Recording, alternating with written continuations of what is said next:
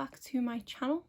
For today's video we have another tag video, and this is a tag that was created by Allie Glines and is the 21 questions makeup tag. I will have Allie's video and channel linked in the description box below.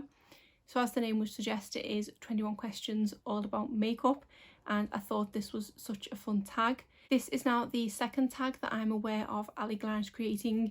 She did create the eyeshadow palette tag in collaboration with Samantha March. I believe that was last year, and that was a really fun tag as well. I do actually have a couple of tag videos going up this week. My next one will be on Wednesday, which is a collaboration, and I'm really excited to do that one, and I'm actually going to film that straight after I finish this one, so you will see this same sort of get up in another video.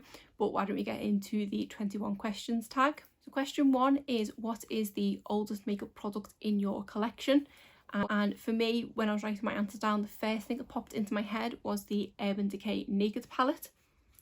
So as I can say, this is what it looks like. There's not many people that don't know what the inside of this palette looks like, but here it is anyway. And this was the first product that did spring to mind. I know exactly when I purchased this because I did get it on my honeymoon when I was in California, which was in September 2015.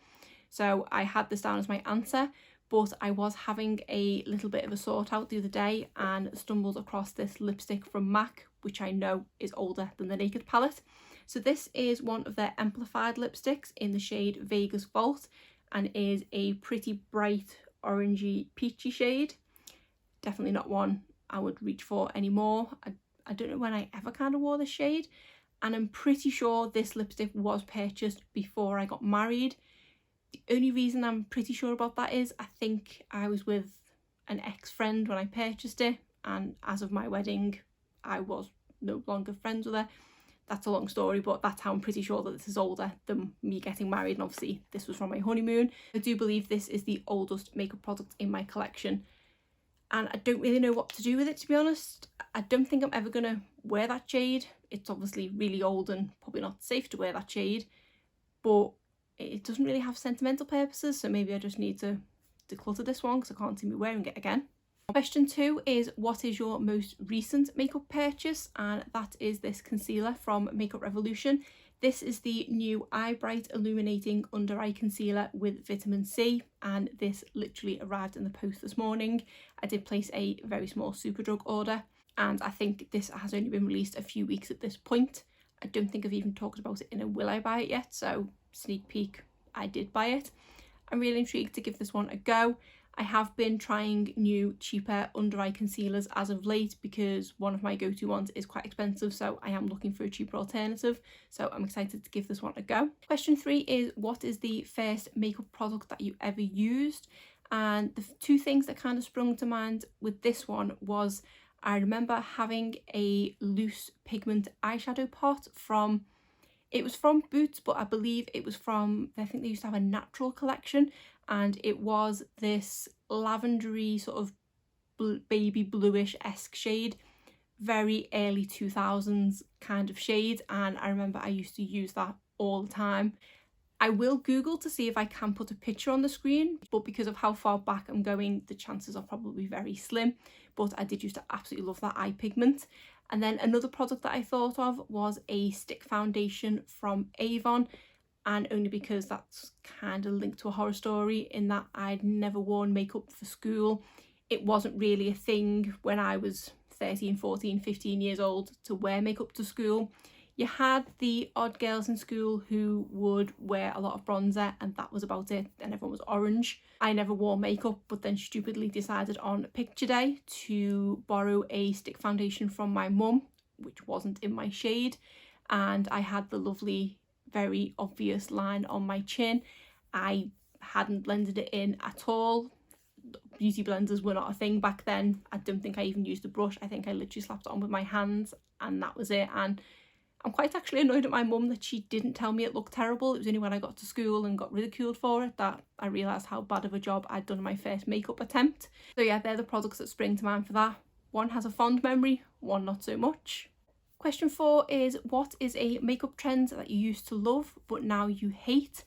And one I'm realising today is actually quite ironic because for my answer I did write liquid liner, and I am wearing liquid liner today for the first time in months, I think, at this point. And I only put it on because I grabbed it in my everyday makeup drawer instead of another item and thought I would give it a go.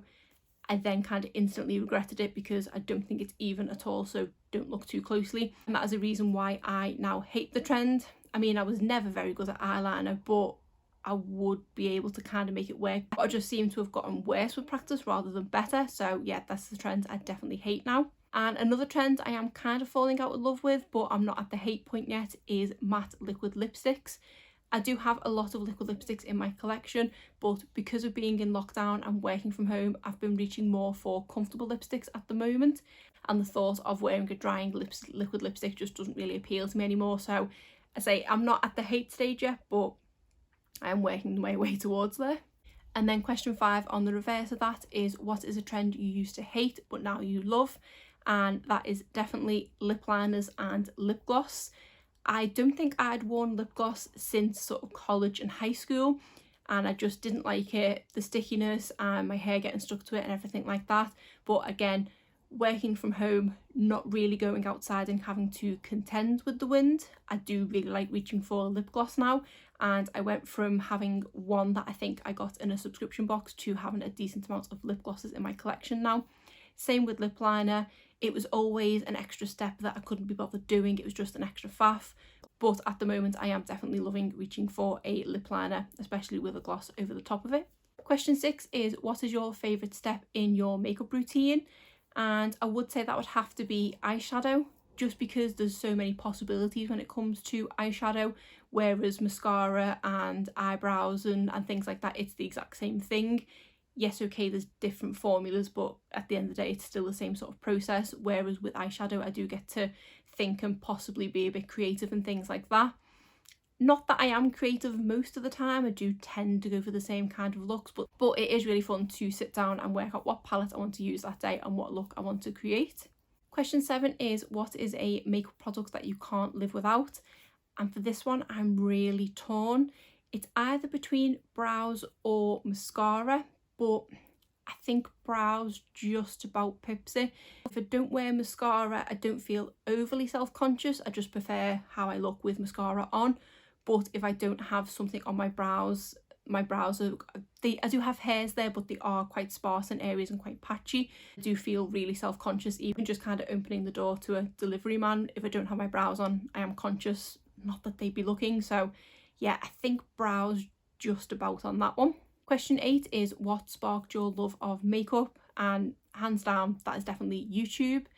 At the point I was getting married and I did have my makeup applied by a professional and I liked the way it looked, it then made me want to go and purchase things myself. It made me want to look into tutorials and things like that, and that is how I stumbled across YouTube.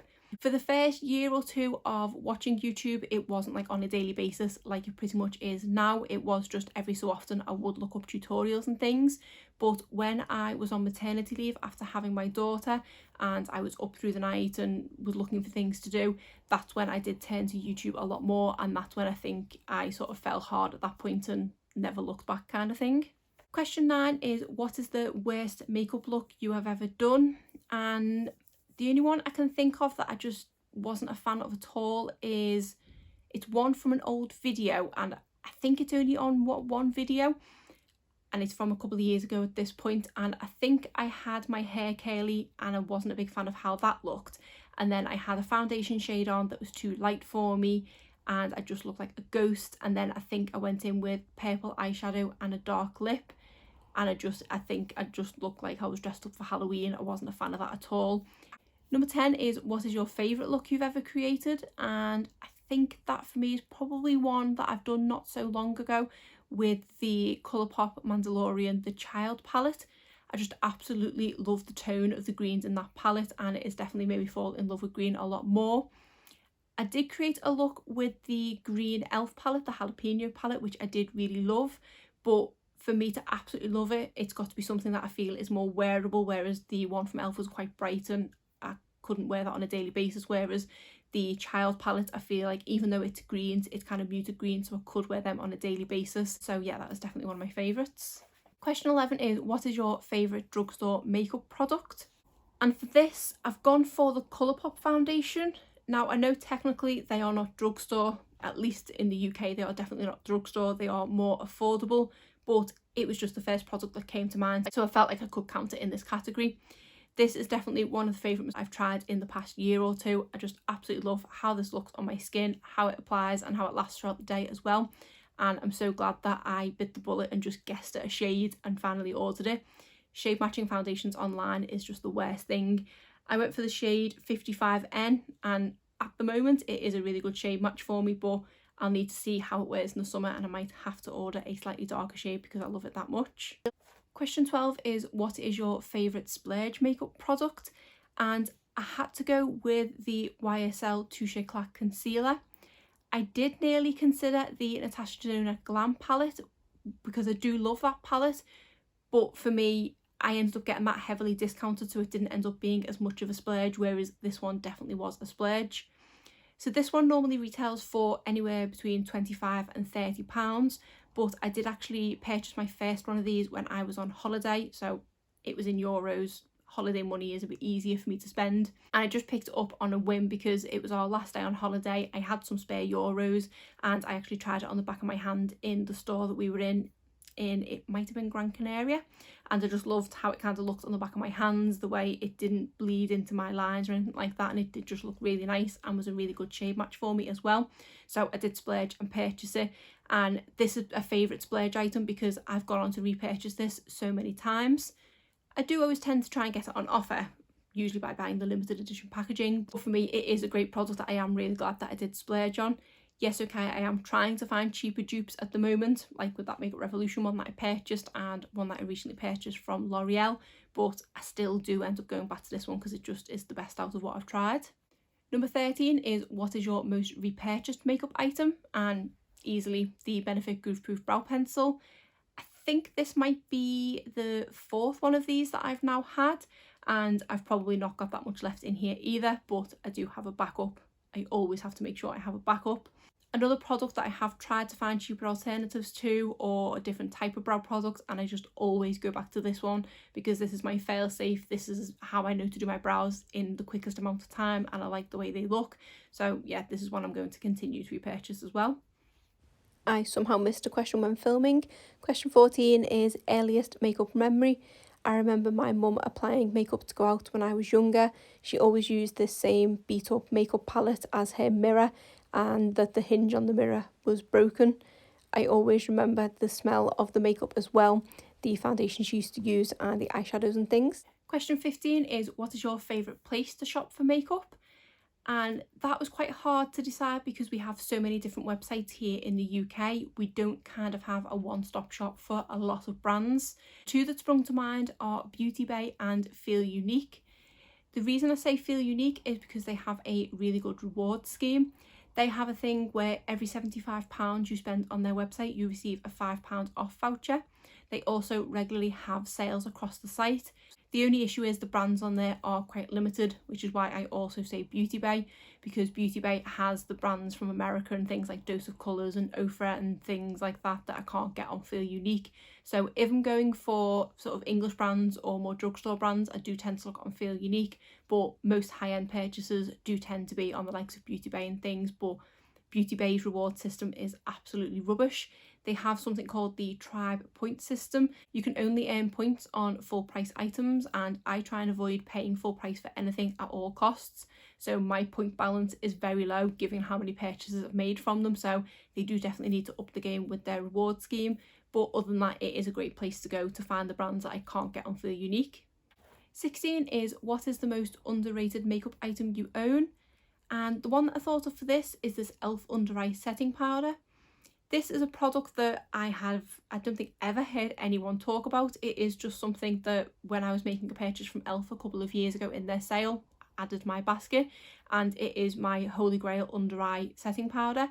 I don't think I ever use any other setting powder under my eyes. Whenever I'm trying a new setting powder on my face, I think I try it once and I just never like it. This is just really nicely finely milled. It never settles into my fine lines and it works well with any concealer I pair it with. Obviously it works well best with the Touche Éclat one, which is another reason why I love it so much. But this is only £5 and I think it is an absolute gem at the drugstore. Question 17 is what is the most overrated makeup product in your collection? And there are two that I thought of for this. The first one is this Woma Beauty concealer. I think that's how you say it, or it might be Oma. And this is the Stay Woke concealer. I have this in the shade Fair Lady T2, and yes, okay, it's not the best shade match for me, but even that aside, I just don't like the formula of this one at all. I have tried this one under my eyes and it creased terribly and it looked really cakey, and then when I've put it on blemishes and other areas of my face, I just found that it looked really cakey and it is really thick and it just does not work for me at all. And so many people love this concealer, so I don't know what point I'm missing, but yeah, it just didn't work for me at all. And then another one is the Fenty Beauty Stunner Lip Paints.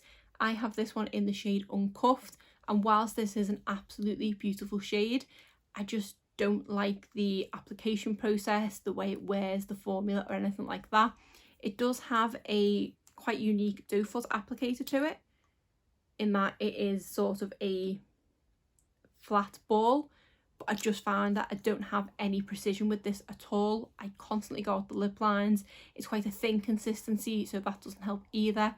Even if I wear it with lip liner, I just can't seem to get it to stay in place, so I just don't love how this looks and how it wears. Question 18 is what is a discontinued makeup product that you wish would come back? And for this, I'd have to say the Wet n Wild Cushion Foundation. This is a product that was never actually available here in the UK, but I did purchase this one when I was in America and I absolutely fell in love with it. It is such a nice fresh looking foundation on the skin. I have this one in the shade Cream Ivory and it's a really nice shade match for me as well, and I just absolutely love how this looks. This one is currently in my everyday makeup drawer because I'm trying to use it up as much as I can because I do need to finally put it in the bin. This is technically expired, but I just love it that much. I don't want to part with it, and I know it has been discontinued, so I can't get any backups. So I do wish that they would bring this back because I absolutely love this foundation. Question 19 is where do you go for makeup inspiration? And as I said earlier, my love of makeup did first stem from YouTube, so YouTube is definitely the place I go for inspiration. If I'm looking for certain eye looks, I don't necessarily go to channels that just do tutorials. I tend to go to the YouTubers that I normally follow and just see if they do a get ready with me or something like that. If I am attempting to dabble with colour, I definitely go straight to Angelica Nyquist's channel. If I'm looking for a more neutral look, I will tend to look for Andrea Mattiliano or Samantha March. They both create stunning looks with colours and with neutrals, but for neutrals, they're where I tend to go. But yeah, YouTube is definitely the place for my inspiration. Not that I can ever pull off what I tend to see on screen. Question 20 is what do you hope to see less of in makeup's future? And for me, that is definitely less pressed glitters. I know this is mainly Colourpop that's guilty of this, but there are a few other brands like Juvia's Place and things that are sticking pressed glitters in palettes, and I'm just not here for it. If I get a palette that's got a pressed glitter in, I usually try it once and then avoid it. The only palette that I've had good luck with the pressed glitters in is a holiday release that I tried from Tarte, which definitely surprised me. But other than that, if I never have a palette with a pressed glitter in again, I will be very happy. And then finally, question 21 is what do you hope to see more of in makeup's future? And that for me would definitely be collabs with smaller influencers. I know a lot of brands are doing this in the past few months or last year or so, and I do think it is great that they are reaching out to the smaller influencers and not just doing collabs with the main 5 people that you see circulating constantly. It is really nice to see familiar names of smaller creators that you watch, or even a new name to find and look into when the brands are announcing their new releases. So I do hope that brands continue with that over the next couple of years. So that is all my answers to the 21 questions tag created by Allie Glines. That was such a fun tag to do and really got me thinking and looking into my collection and things for different types of products. Like I said, I will have Allie's channel and video linked in the description box below. But other than that, that is it for today's video. If you did enjoy it, please give it a thumbs up and subscribe if you're not already. Thanks!